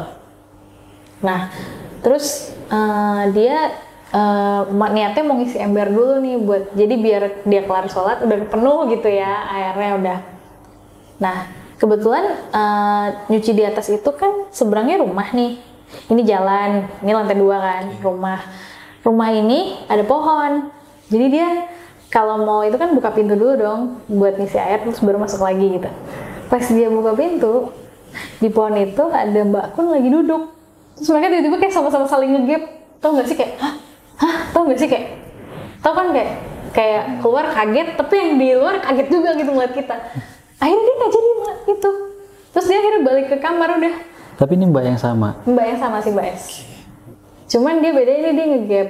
Nah, tapi memang rumah yang ada pohon dia ngegap itu pernah ada tetanggaku yang meninggal di situ. Sakit sih, meninggal sakit. Cuman walau alam ya. Akhirnya kalau nggak salah tuh nggak lama habis kejadian si Mbak itu, padahal Mbak itu kan cerita ke kita udah lama ya. Dia tuh nggak tipe yang langsung cerita pas hari H gitu, ceritanya pas udah lama. Mbak tuh pernah gini tahu sebenarnya gitu. Akhirnya rumah itu, pohon yang dia ngeliat Mbak Kun lagi duduk itu ditebang. Oh. Ditebang sama yang ngontrak rumah. Jadi yang punya rumah itu nggak tinggal situ, dikontrak, ditebang sama yang ngontrak. Gitu. Karena pohonnya udah kering juga emang. Jadi itu kayak horor tapi komedi ya gitu sebenarnya. Tapi ya untuk rumah yang ini tuh sebenarnya nggak ada juga sih kejadiannya. Jadi gini, begitu rumah yang kanan ini ada tetangga kita tuh ya dia termasuk iya orang pinter lah ya, paranormal, banyak yang datang ke sana berobat gitu. Anehnya rumah dia tuh dia naro ini, dia naro apa? Naro andong. Aneh nggak sih rumahnya naro andong? Andong. Di kota loh ini. Yang kalau daerah aku masih ngerti, oh mungkin buat jadi mata pencarian gitu. Dia naro andong, andong tanpa kuda gitu. Oh, oke. Andong. Terus dia tuh ngontrak di situ dia ngontrak, orang pinter ini. Selama dia ngontrak tuh, kadang tuh aku kan pas dia ngontrak nih, posisinya aku udah kerja ya. Jadi aku kan kalau kerja kadang ada kalanya aku balik malam. Misalkan kayak ketemu klien malam, atau klien ada event tuh datang ya. Datang dong aku, ngehargain namanya udah diundang kan, ngejaga hubungan baik juga. Tuh. Jadi aku kalau malam pernah tuh aku pulang malam tuh, bawa mobil tuh diandongnya kayak kalau inget ini suka ini kayak ada itu apa si pocong lagi duduk situ Di andongnya? iya lagi duduk aja diam kayak aduh gitu. Terus aku yang biasa parkir mundur ya mas, parkir maju langsung masuk dalam rumah kayak males banget gitu. Sebenarnya jujur ya, walaupun udah terbiasa lihat fase-fase takut tuh tetap masih ada. Dia tuh rumahnya kalau malam tuh sering remang gitu, nggak terang gitu. Namanya orang kalau malam kan rumahnya terang ya, dia tuh selalu remang. Dan jujur aku tuh nggak suka sih lihat rumahnya, karena walau alam ya, aku tuh kalau lewat mau nggak mau tuh aku pasti lewat rumahnya menuju rumahku, rumah orang tua aku ini. Suka lihat tuh kayak rumah dia rame gitu, kayak pasar, tapi ramenya bukan rame orang. Rame gaib. Iya, tuh. Terus pernah juga tuh, jadi dia tuh ngontrak di situ nggak lama, kayaknya nggak nyampe setahun, mungkin karena warga terganggu kali ya. Dan aku nggak tahu, mungkin yang ngeliat nggak aku doang mungkin, gitu. Terus akhirnya dia pindah. Nah, semenjak dia pindah, rumahnya kelihatan lebih suram lagi. Awalnya rumahnya baik-baik aja nih pas kosong ya, di tempatin tuh jadi suram. Terus kadang aku tuh pernah juga, jadi aku kan kadang namanya aku kerja jadi PR nih. Kadang adalah undangan dinner event apa, aku harus datang gitu. Yang berarti aku pulang ke rumah malam dong. Jadi kayak aku lihat si yang pocong itu malam jam berapa? Jam 11 kali ya. Terus aku juga pernah pulang malam lagi. Aku habis parkir tuh. Aku kan karena kejadian si Anong tuh udah aku sengaja nggak mau lihat gitu. Pas aku parkir, udah parkir mundur, aku keluar mobil. Tahu-tahu di atap rumah itu, ya ini kondisinya dia udah pindah ya. Itu ada Mbak Kunti 4 di atas gitu. Ya udah akhirnya aku kayak ya gitu. Akhirnya Tapi ini rumah yang kakak tempatin sekarang. apa? Oh enggak, ini rumah si bekas dukun tadi. Oh. Enggak, aku nggak nempatin. Nah, kalau rumah yang sekarang, ngapain ya cerita deh. Jadi sekarang aku nempatin rumah nih, gara-garanya aku rumah yang lama kan capek ya, gede naik turun gitu. Aku pindahlah ke rumah yang sekarang aku tinggal. Tapi jujur, aku senang tinggal di rumah ini karena rumahnya nyaman. Ya walaupun ada emang gangguannya, kita mau di mana aja pasti ada mereka tuh. Jadi aku pas tinggal rumah ini, awalnya tuh aku udah nggak betah lah di rumah yang kemarin. Terus tadinya tuh rumah ini ditawarin ke temanku, cuman temanku nggak mau, dan temanku inget aku emang harus pindah gitu, karena satu dan lain hal ya. Temanku lempar ke aku, terus akhirnya aku WA ini yang punya rumah hari itu, dan hari itu aku WA siang, yang punya rumah bilang ya udah mbak sore aja nengok ya, sore saya kayaknya jam 4 di rumah deh. Datang tuh aku ke rumahnya. Terus ibunya bilang, mbak itu rumahnya udah saya buka, masuk duluan aja nggak apa-apa, dilihat dulu, cocok nggak cocok nggak apa-apa gitu. Intinya dia maunya aku lihat dulu deh. Nggak tahu kenapa baru masuk rumah, baru kaki kanan nih masuk rumah, assalamualaikum gitu. Aku mau rumah kosong, mau ada orang, aku tetap gitu. Tiba-tiba sebelah sini kayak udah di sini aja. Ada yang bisikin. Iya, di kuping kayak udah di sini aja. Cepat kamu di sini. Aku diam tuh. Terus aku lihat rumahnya, nanya-nanya biasa kayak listriknya wattnya berapa, airnya PDW standar lah gitu. Udah, terus sudah selesai.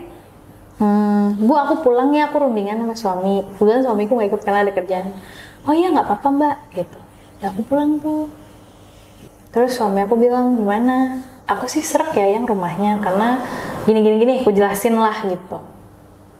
Udah, suami aku bilang dia sewanya berapa sih, kontraknya berapa segini. Sedangkan kita berdua tuh baru ada dananya setengahnya sebenarnya. Terus ya udah, aku akhirnya ngomong, ibu sebelum aku langsung WA tuh, aku tipikal orangnya kasar respon emang. Ibu sebelumnya makasih ya udah mau ngasih lihat ke rumah ini. Bu, aku jujur aku sebenarnya mengontrak di rumah itu, tapi aku baru ada uangnya segini. Kalau emang dari ibu ada calon pengontrak lain yang uangnya udah ready, ya udah nggak apa-apa, nggak rezeki saya. Aku bilang gitu. Ibu yang balas, ya udah bu beres gitu aja dulu, nanti sisanya gampang. Hah, ibu nggak apa-apa? Aku bilang nggak apa-apa. Gitu. Mau ngambil kuncinya kapan? Langsung itu. Terus aku langsung minta nomor rekening kan, aku bayar setengahnya. Itu aku benar-benar bayar setengahnya dulu. Udah terus aku tuh inget aku bayar ke dia Juli.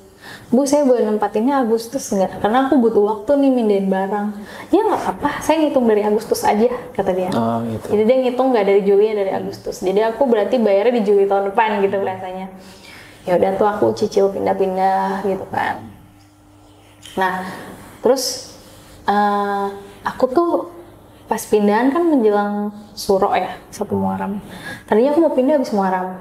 Tiba-tiba mamaku telepon, tuh kalau mau pindah sekarang, jangan nunggu 1 Muharram.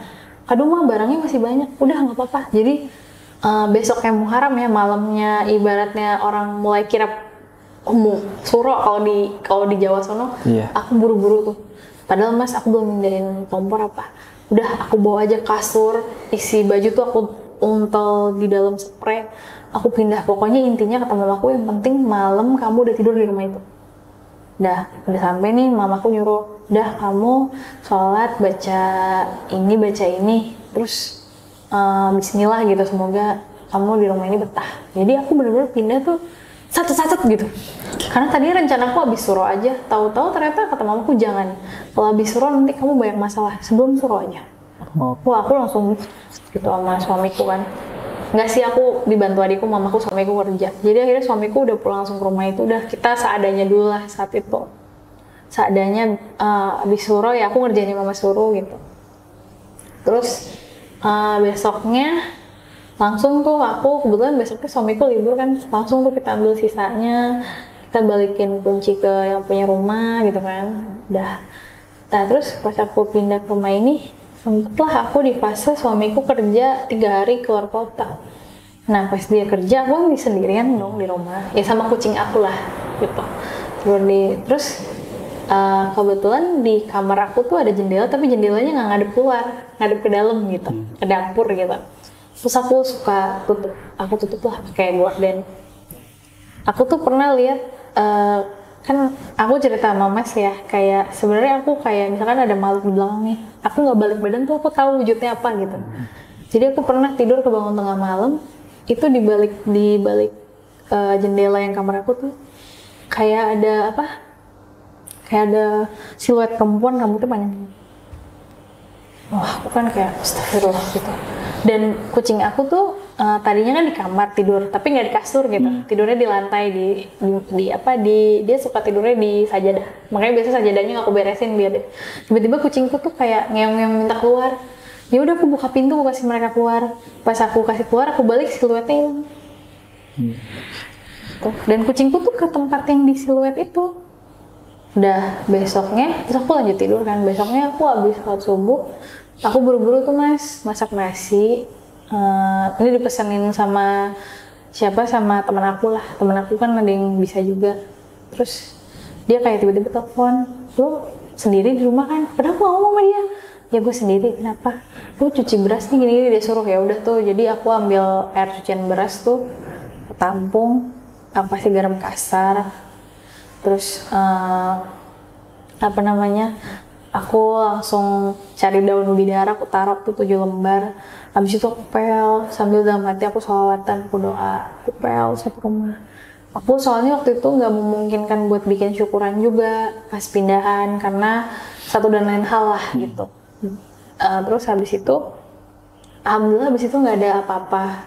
Cuman jadi rumah aku ini kan belakangnya itu ada pohon ya. Jadi di pohon itu aku sering dengar suara ketawa dari pohon itu. Tahu lah ketawa apa ya. Dah. Nah udah nih nggak ada apa-apa nih habis aku ngepel. Terus pernah suatu hari, namanya suami gue sering keluar kota ya. Jadi aku sering tinggal di rumah sendiri. Sebenarnya kadang mamaku tuh suka bilang, kebetulan mamaku kan rumahnya nggak jauh banget lah. Kamu kalau lagi suami mau keluar, udah kamu nginep sini aja. Cuman aku kepikiran kucing aku siapa yang kasih makan gitu loh. Pikiran kayak gitu lah. Nah, aku tidur tuh sendiri. Kan tembok aku nih, satu ngadep ke dapur, yang jendela, satu yang ini keluar. Okay. Nah, terus aku tidur tuh kebetulan aku ngadep si tembok ini. Terus pas aku kebangun, aku sempet tengah malam kebangun tuh Mas. Tiba-tiba aku kan kayak nggak tahu kenapa bisa lihat nembus dinding gitu. Di dinding tuh depan, ini aku kalau ingat yang ini suka, nggak tahu kenapa suka gemetaran. Jadi di luar tuh ada pocong tapi kapannya hitam banyak banget. Astagfirullahaladzim. Tuh sampai pas di dinding kan kayak ya Allah kenapa nih ya Allah gitu. Ya Allah kenapa nih ya Allah gitu kan. Nah posisinya pas aku tidur itu kucingku di luar, tiba-tiba dia ngeong gitu. Terus aku buka pintu kan dia masuk. Tiba-tiba mereka masuk Terus mereka tuh kayak standby di kasur yang posisi tembok. Terus aku nggak tahu kenapa di hari itu ya, di malam itu ya, waktu pas kucingku ngambil posisi kayak gitu ya, aku langsung ngambil air wudhu gitu. Jadi aku sholat gitu. Sholat karena aku bangun jam 2, aku itu sholat tahajud aku ya. Sholat tahajud, terus sholat tahajud aku baca ayat kursi gitu.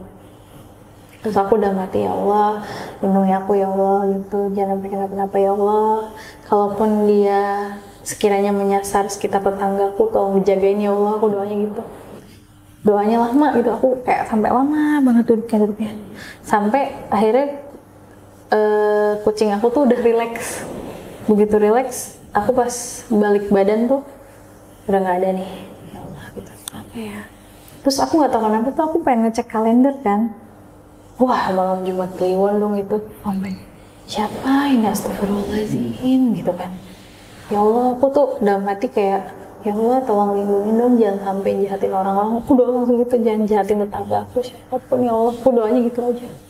Karena itu pertama kalinya aku lihat masih seumur-umur. Aku selama belah ngeliat mereka-mereka, inilah aku baru lihat kok warnanya hitam semua, ada banyak, astagfirullahaladzim gitu. Ya belum tentu kan aku sasarannya nih, aku nggak tahu lah gitu. Walau alam lah, aku doanya gitu, ya Allah tolong lindungi ya Allah gitu. Jangan sampai tetangga aku kenapa-napa ya Allah, aku doanya langsung gitu. Terus aku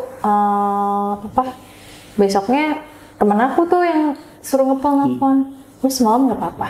Terus beberapa hari kemudian aku bangun pagi tuh mau ngantor, bangun pagi mau ngantor.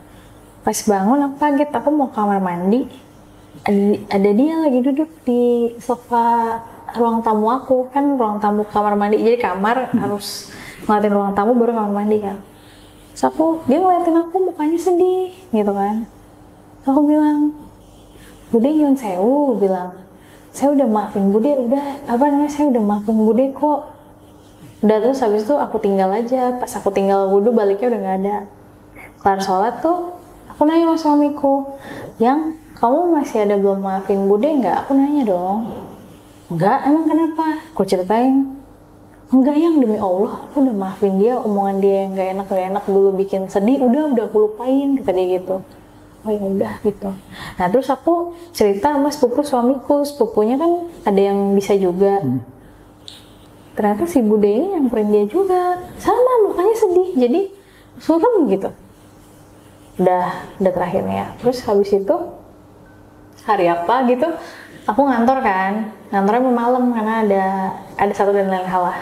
Terus aku pulang, udah mundur parkir, aku kaget, aku mau ambil tas gini, tasnya kan aku taruh bawah nih, yang orang duduk tapi di bawah. Si Budenya duduk lagi, ngeliat aku dengan sedih. Emang itu kalau nggak salah di fase dia 40 hari lah ya. Tapi selama dia nampakin diri itu nggak ada sama sekali pesan yang keluar? Enggak ada, cuman ngeliat mukanya sedih, mulutnya nggak bergerak apapun gitu. Cuma ekspresi ya? Iya, terus aku mungkin karena hari itu aku capek ya, karena aku habis kerjanya lagi banyak deh hari itu. Bude nyuwun sewu, boleh nggak saya nggak disamperin lagi? Saya capek loh. Udah ya, saya udah maafin Bude, udah suami saya juga udah maafin, udah. Terus habis itu aku ambil tas, aku buru-buru turun masuk rumah. Terus pas masuk aku baru ingat, oh iya gue tadi skip sholat isya, bahasa gitu ya. Ya udah akhirnya aku sholat isya dulu sebelum tidur. Ya udah aku ingat, oh iya si Bude aku kirimin lah fotonya. Terus aku teringat, apa jangan-jangan ini asumsi aku aja ya habis sholat. Apa jangan-jangan dia itu sebenarnya mungkin yang pernah terluka sama omongannya nggak aku doang, mau minta tolong aku buat ngomong ke keluarga, tolong dong sampein ke orang-orang saya minta maaf. Mungkin ya, cuman mungkin akunya nggak nangkep gitu. Mungkin karena dia nyamper di fase aku sibuk, aku capek, aku tiba-tiba kepikir gitu, apa dia mau minta tolong tak sampein ke keluarga. Mungkin ya, tapi dalam hati aku, ya Allah tolongin dia deh, tapi pakai cara lainnya, jangan dari aku gitu. Karena aku ngerasa kalau aku yang masuk kayak nggak pas aja gitu sih sebenarnya. Gitu. Pernah juga terakhir nih, selain yang kejadian yang Bude ini, pernah sebenarnya suami aku waktu masih kerja di tempat yang lama, sekarang kan udah nggak di situ, dia mau ngelayat. Ada salah satu keluarga di kantor, bukan keluarga sih, orang kantor deh, meninggal gitu. Orangnya emang udah umur, udah bapak-bapak lah ya, udah umur 40 something deh. Terus aku waktu itu lagi nggak ngantor, maksudnya lagi belum kerja lagi gitu. Aku habis masak makan malam buat aku makan sendiri maksudnya. Terus pas aku masak tuh nggak tahu kenapa di belakangku ada yang ngomong Assalamualaikum. Ngomongnya nadanya gitu, tapi nadanya baik gitu. Assalamualaikum. Aku matiin kompor tuh. So aku nengok ke belakang. Sebenarnya sih kelihatan gitu, walaupun dia nggak nengok, aku udah tahu wujudnya kayak apa. Dia bapak-bapak botak pakai ihram, tapi dia percaya banget. Assalamualaikum, senyum gitu. Iya, aku jawab Waalaikumsalam. Gitu, terus senyum aja gitu. Nggak lama dia senyum, aku kan bawa HP tuh, HP aku bunyi. Aku ambil, pas aku ambil, aku balik ke dia udah nggak ada. Suamiku nanya, yang baru ngomong, aku tiba-tiba ngomong gini ke dia, kamu mau ngelayat ya? Hah, kok kamu tahu? Ngelayatnya ke rumah kayak gini nggak sih kira-kira? Jadi aku kayak ngegambarin dia, rumahnya gede, pilarnya ada berapa, karpetnya warna apa, di tengah ada si almarhum pakai jarik warna gini-gini. Kamu tahu sih, aku baru mau bilang loh, aku lagi di layatan. Oh iya, so aku bilang, iya ntar aja ceritanya ya, pulang. Ya udah ngelayat dulu aja. Terus pas dia pulang habis layat tuh aku cerita, yang kamu layatin tadi datang ke aku, cuman ngomong Assalamualaikum doang. Mungkin aku ya nangkepnya, asumsiku nih, ya suamimu mau ngelayat aku dulu ya gitu. Padahal aku nggak apa-apa sebenarnya, kayak kaget aku sebenarnya, nggak tahu kenapa. Ya sebenarnya itu dua yang epic lah buat aku. Tapi kalau yang terakhir ini sebelumnya kakak udah pernah ketemu sama orangnya atau belum? Jadi dia sempat sakit ya, cuman aku nggak tahu dia sakit karena gini, namanya aku pernah luka ya. Jadi aku berusaha menghindari deh, nggak mau tahu gitu. Ya aku fokus dengan kesibukanku sendiri. Sebenarnya ini nggak baik ya, jangan ditiru lah buat teman-teman. Tapi kalau aku modelnya kalau aku luka sama orang, aku jauhin orangnya, aku yang menjauhkan diri gitu. Jadi aku menyibukkan diriku. Jadi aku nggak tahu ternyata dia sakit gitu. Jadi sebelum meninggal ini dia sakit. Ya tapi memang umurnya udah banyak juga gitu. Kalau kita logically dari sisi umur gitu. Jadi kayak ya udah gitu. Dan aku pas tahu dia meninggal, jujur ya, aku tuh nggak tahu kenapa langsung udah deh dimaafin aja sudah. Walaupun aku pernah gitu, saking terlukanya aku pas waktu aku nangis doang pernah karena omongan dia itu pernah. Tapi udah akhirnya aku udah nggak inget lagi. Jadi aku ya nggak tahu ya, mungkin nggak aku doang yang pernah kayak gitu. Jadi untuk dari cerita ini cuma mau ngasih tahu ke teman-teman, lebih berbijaklah untuk berucap. Kita kan nggak tahu ya. Serem adalah nih kalau di Islam, yang serem tuh kalau dia udah sujud terus dia ngomong hasbunallah wa ni'mal wakil. Aduh, astagfirullah, itu bener deh gitu. Jadi kalau bisa ngomongnya yang baik-baik aja gitu, pesannya gitu kan. Karena kita nggak tahu isi hati orang. Kalau bercanda juga dilihat juga. Kalau bisa bercanda tuh jangan banding nasib, ngerosting diri sendiri aja biar aman. Nggak, maksudnya kayak pesannya dari aku untuk yang ini.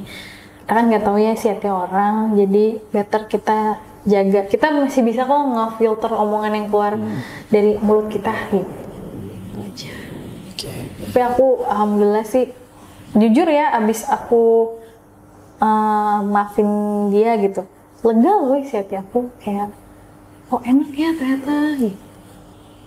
Nggak ngeganjel lagi? Nggak, alhamdulillah. Cuman jadi mikir kayak, ini ada nggak ya omongan gue nyakitin hati orang kayak dia, jadi gitu loh tiba-tiba aja begitu. Itu aja sih. Tapi lagi di sisi lain lega. Masih ada yang mau diceritain nggak? Banyak sebenarnya, tapi nggak cukup lah ntar durasinya. Oke. Nah dari perjalanan Kak Tutuk nih ya, aku cuma mau nanya nih, awal pertama kali bisa melihat sosok seperti itu tuh, pertama kali yang dilihat tuh sosok seperti apa? Pertama kali sosok yang dilihat tuh kalau yang dari aku sadar ya, umur 2 tahun, aku ngeliat sosoknya tuh, kalau nggak salah umur 2 tahun tuh aku tahun-tahun 92 di Bandung itu. Jadi sosoknya tuh cowok, dia cuma pakai cawat doang, gelap gitu, kulitnya gelap, botak. Tapi menyeramkan nggak? Di mataku saat itu enggak. Enggak ya? Karena aku nggak ngerti kan. Oke. Nah, kalau sosok yang paling menyeramkan sendiri itu sosok apa? Jujur kalau buat aku ya, aku tuh paling takut ngeliat kalau yang pocong yang mukanya rusak banget. Apalagi sebenarnya aku pernah ketemu yang bau anyir juga, jadi kayak yang gitu sih. Jujur takut sih, tapi kadang ketemu yang ya udah gitu. Tapi kadang rasa takut tetap ada namanya manusia, cuman diberani-beranin aja akhirnya gitu. Paling takut jujur. Berarti kalau sekarang ini udah biasa sama hal-hal kayak gitu, udah biasa? Sebenarnya terbiasa, tapi tetap sebiasanya ada kagetnya juga, takutnya juga kadang ada kayak, aduh, gitu juga ada kayak, kok ada sih gitu, ada juga kayak gitu, manusia kan, manusiawi karena balik lagi mereka kan pasti menampakkan wujud terburuk yang kita takutin. Iya. Oke, Kak Tutut, makasih banyak nih. Makasih. Udah mampir di Indra Story. Saya selalu kayak Iya, salam buat keluarga. Iya, makasih. Oke, teman-teman, mungkin sampai sini dulu di video Indra Stories kali ini. Kita ketemu lagi di video selanjutnya. Gua Indra dan Kak Tutut pamit undur diri. Wassalamualaikum warahmatullahi wabarakatuh. Yuk.